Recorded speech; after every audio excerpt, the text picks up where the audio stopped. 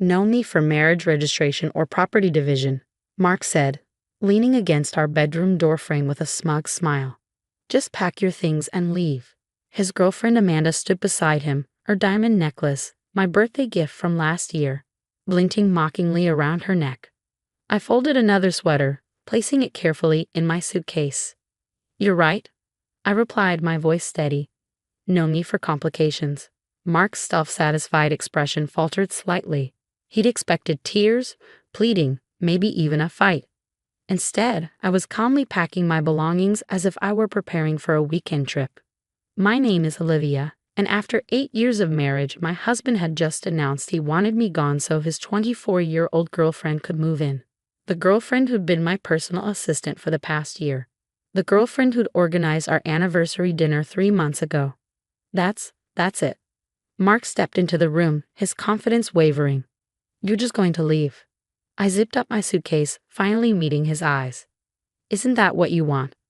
Amanda wrapped her arm around his waist, but I caught the slight furrow in her brow. This wasn't going according to their script. They'd expected drama, resistance, something they could use to paint me as the hysterical soon-to-be ex-wife. Well, yes, Mark recovered, puffing up again. I'm glad you're being reasonable about this. I'll have my lawyer draw up simple divorce papers. You sign, we go our separate ways, no messy property disputes. I nodded, pulling out my phone. Speaking of property, I scrolled through my photos, finding what I needed. You might want to see this before we finalize anything. Mark's face darkened. We're not negotiating here, Olivia. The house is in my name. My family's money paid for it. You're leaving with what you brought into this marriage. I turned my phone screen toward him. Are you sure about that? The color drained from his face as he recognized the document, our marriage registration from 8 years ago. The one he thought had never been filed because he'd forgotten to submit it after our ceremony. That's not possible, he stammered. We never registered the marriage. I made sure. He caught himself, but it was too late. You made sure? I kept my voice light. Made sure of what, Mark? That you could throw me out whenever you wanted. That I have no legal claim to anything we built together. Amanda's grip on his waist loosened. Mark? What's she talking about? I almost felt sorry for her. Almost. Your boyfriend here thought he was clever. Plan a beautiful wedding, go through the ceremony, but never file the paperwork. That way, he could avoid any messy property division if things went south. I turned to Mark, whose face had turned an interesting shade of gray. Isn't that right? You're lying, he snarled, but his eyes were fixed on the document displayed on my phone. That's fake. The registrar's office would disagree. I picked up my suitcase. You see, Mark, I figured out your little plan about a week after our wedding, when you said you'd handle the registration, but then kept making excuses about why it was taking so long. Amanda stepped away from him, her expression shifting from confusion to dawning horror. You mean you're actually married? Very legally married, I confirmed. I went to the registrar's office myself, filed the paperwork properly. Mark was just too arrogant to ever check. He assumed I was as naive as he thought I was. Mark lunged for my phone, but I was already sliding it back into my pocket. It doesn't matter, he spat. You can't prove. I have copies, I cut him off. Multiple copies stored in very safe places, along with 8 years' worth of financial records, property documents, and some very interesting emails about how you've been handling the company accounts. The mention of the company made him freeze, his family's precious business where he'd recently been made CEO. The position he'd gotten largely because of my behind-the-scenes work modernizing their outdated systems and processes. You wouldn't, he whispered. I wouldn't what? Ensure I get my fair share of what we built together. Protect myself from your attempts to leave me with nothing. I smiled, but there was no warmth in it. You taught me well, Mark. Always have a backup plan, isn't that what you always said? Amanda was backing toward the door, her face pale. I think I should go. Wait, Mark called after her, but she was already hurrying down the hallway. The front door slammed a moment later. I picked up my suitcase, enjoying the way Mark seemed to have forgotten how to speak. I'll be staying at the lake house, I said, referring to the property we'd bought 2 years ago. The one I'd insisted on having jointly titled. My lawyer will be in touch about the property division and divorce terms. Olivia, he finally managed, his voice hoarse. We can talk about this. Now you want to talk? I shook my head. 8 years, Mark. 8 years of me supporting your career, managing your family's business transitions, playing the perfect wife while you planned to make sure I could be discarded without consequences. I walked to the door, then turned back one last time. Oh, and that merger you're planning, the one that's supposed to be announced next week, you might want to hold off on that. There are some irregularities in the paperwork that need to be addressed first. His face went from gray to white. Those irregularities were his doing. Creative accounting I'd discovered months ago but hadn't confronted him about. I'd been gathering evidence instead, building my own backup plan while he thought I was obliviously happy in our marriage. You're bluffing, he said, but his voice shook. Am I? I stepped into the hallway. I guess you'll find out. By the way, that diamond necklace Amanda was wearing, the one you gave me for my birthday, I'll need that back. It's on the list of marital assets my lawyer will be reviewing. I left him standing in our bedroom, surrounded by the life he thought he could take away from me with a few simple words. He had no idea that while he was planning his exit strategy, I had been 10 steps ahead, preparing for exactly this moment. Some might call it paranoid, keeping such careful records and planning for the worst. I called it learning from the master of manipulation himself. Mark had taught me well, just not the lessons he'd intended. As I loaded my suitcase into my car, my phone buzzed with a text from Amanda. I had no idea. I'm so sorry. I deleted it without responding. Her apology meant nothing to me now. I had bigger concerns, like making sure Mark understood exactly what happens when you underestimate the woman you thought you could discard. I pulled out of the driveway, leaving behind the house we'd shared for 8 years. But unlike what Mark had planned, I wasn't leaving empty-handed. Sometimes the best revenge isn't just about winning. It's about being prepared to win before the battle even begins. Part 2, 1,200 words. The lake house was exactly as I'd left it 2 weeks ago, when I come up here alone to relax and recharge, or so I told Mark. In reality, I'd been meeting with my lawyer, carefully laying out the groundwork for what I knew was coming. I hadn't always been this calculating. When I first married Mark, I was genuinely in love, believing we were building a life together. The discovery of his deception about our marriage registration could have broken me. Instead, it had awakened something else, a determination to protect myself, to play the long game. My phone had been buzzing nonstop since I left the house. Mark's family was in full damage control mode. His mother, Eleanor, had called 6 times. His sister had sent a string of increasingly hostile texts. I ignored them all, focusing instead on unpacking and settling into what would be my new temporary home. Around sunset, a familiar black Mercedes pulled into the driveway. Eleanor. I watched from the window as she emerged, perfectly coiffed as always, her expression set in grim determination. I opened the door before she could knock. Olivia, she said, her voice clipped. We need to talk. I stepped aside, letting her enter. She'd always loved this house, had even helped decorate it. Now she looked around like she was seeing it for the first time, probably calculating its value as part of the assets she thought she could help her son protect. Would you like some tea? I asked, maintaining the politeness she drilled into me over the years. Don't play games with me, she snapped. What exactly do you think you're doing? Mark told me about your claims. I settled into an armchair, gesturing for her to sit. Claims? You mean the legal documentation of my marriage to your son. Or perhaps you're referring to the evidence of financial irregularities in the company books. Her face tightened. You're making a mistake, dear. This vindictiveness doesn't suit you. Vindictiveness? I couldn't help but laugh. Is that what you call protecting my legal rights? Tell me, Eleanor, did you know about Mark's plan when we got married? About his intention to keep the registration unfiled? She shifted slightly, and I had my answer. Of course she'd known. She'd probably helped him plan it. We were protecting the family interests, she said finally. You have to understand, with Mark's position in the company. I understand perfectly. I cut her off. You wanted someone who would support Mark's career, help modernize the family business, but never have any real claim to it. How convenient that must have seemed. Eleanor's carefully maintained composure cracked slightly. What do you want, Olivia? Money? A settlement?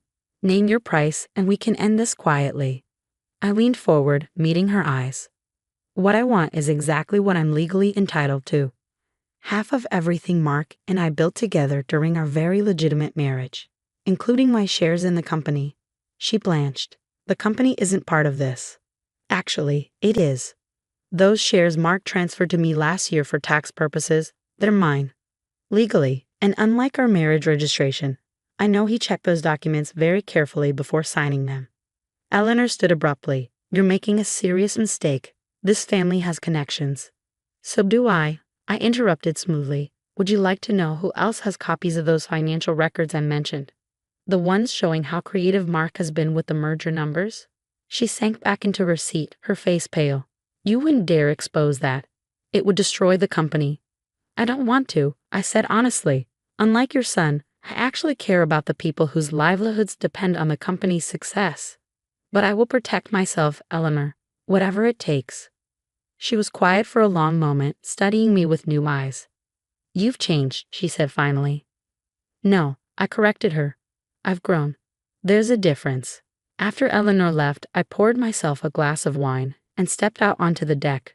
The lake was peaceful in the gathering dusk, its surface like glass. My phone buzzed again. Mark this time, probably having heard from his mother. His message was both predictable and disappointing. You're bluffing. You don't have the nerve to follow through with this. I took a sip of wine and typed my response. Check your email. I just sent you and the board members a preliminary report about those merger discrepancies. Consider it a sample of what full disclosure would look like. His reply was immediate. You'll regret this. I smiled, remembering all the times he used threats to get his way. How he taught me that power was about making people fear the consequences of crossing you. He'd never imagined I'd learn that lesson so well. My lawyer called as I was finishing my wine. The board wants an emergency meeting tomorrow, she said. Your email certainly got their attention. Good, I replied. Make sure they understand that I'm willing to keep things quiet. As long as Mark approaches our divorce negotiations reasonably. He won't have a choice, she said. By the way, Amanda reached out to my office. She wants to provide a statement about Mark's behavior, including some interesting text messages where he discussed his plans regarding your marriage registration. I hadn't expected that, but I wasn't surprised. Amanda was young, but she wasn't stupid. She'd seen which way the wind was blowing and decided to save herself. As night fell over the lake, I thought about the path that had led here. 8 years of playing the perfect wife while quietly preparing for this moment. Some might call it cold, calculating, even manipulative. I called it survival. Mark had taught me well, about power, about leverage, about always having a backup plan. He just never expected me to use those lessons against him. Tomorrow would bring the board meeting, negotiations, probably more attempts at intimidation from his family. But for now, I sat in the peaceful darkness, knowing that while Mark had been playing checkers, I'd mastered chess. And in this game, the queen was the most powerful piece on the board meeting was everything I expected and more. I sat quietly at the conference table, watching Mark's carefully constructed world crumble around him. His father, the former CEO, looked like he aged 10 years overnight. Eleanor sat rigid in her chair, her perfectly manicured nails drumming against the polished wood. These allegations are serious, the head of the board said, shuffling through the preliminary report I provided. If even half of these discrepancies are accurate. They're all accurate, I interjected softly. Every transaction, every altered number, every hidden account. I have the original documents to prove it. Mark's face was a mask of barely contained rage. This is blackmail, he spat. She's trying to extort us because of our personal issues. I kept my voice level. No, this is accountability. I'm simply ensuring that both our divorce and the company's dealings are handled legally and transparently. The board members exchanged glances. They'd known me for years as Mark's efficient, supportive wife, the woman who'd helped modernize their systems, who'd attended every company function with a smile. They'd never expected the steel beneath the silk. What exactly do you want? Mark's father finally asked, his voice heavy. A fair divorce settlement. My legal share of our marital assets, and I'll retain my company shares with a seat on the board. The room erupted in protests, but I held up my hand. In return, these financial irregularities never become public. The merger proceeds, after the numbers are corrected, of course. And Mark keeps his position, though I suggest more oversight. Eleanor stood up suddenly. You can't honestly expect. Mother, Mark cut her off. His face had taken on an odd expression, something between respect and fear. She can, and she will. I met his eyes across the table. For the first time, he was seeing me clearly, not as the wife he could discard, but as someone who'd learned from watching him, who'd taken his lessons about power and control and perfected them. The negotiations took hours. By the end, I had everything I'd wanted: a fair division of assets, my board position, and ironclad legal protections. Mark looked shell-shocked, as if he couldn't quite believe how completely his plan had backfired. As the board members filed out, he caught my arm. "How long?" he asked. "How long have you been planning this?" "Since the day I discovered you never filed our marriage registration," I replied honestly. "You taught me well, Mark. Always have leverage. Always be prepared. Never let anyone see your full hand until you're ready to play it." He let go of my arm, laughing bitterly. "I created my own worst enemy." "No," I corrected him. "You created your match. I just proved to be better at the game." 3 months later, I sat in my new office overlooking the city. The divorce was finalized, the assets divided, and the company was thriving under stricter financial oversight. Amanda had moved on to a job in another state, her youth and ambition focused on building her own career rather than attaching herself to someone else's. My phone buzzed with a text from Eleanor, surprisingly. Since the board meeting, our relationship had shifted from antagonistic to something approaching grudging respect. "Dinner next week," she wrote. "There's a new board member I'd like you to meet." I smiled, remembering how she'd once tried to threaten me with the family's connections. Now she was offering to make introductions. Power recognized power, after all. Mark and I maintained a strictly professional relationship at board meetings. Sometimes I caught him watching me with a mixture of regret and admiration. He'd wanted a wife he could control and discard. Instead, he'd gotten an equal who'd outplayed him at his own game. The lake house became my permanent residence, its peaceful waters a reminder of how far I'd come. I learned that strength wasn't about being cruel or calculating, it was about being prepared, about knowing your worth, and about never letting anyone else define your value.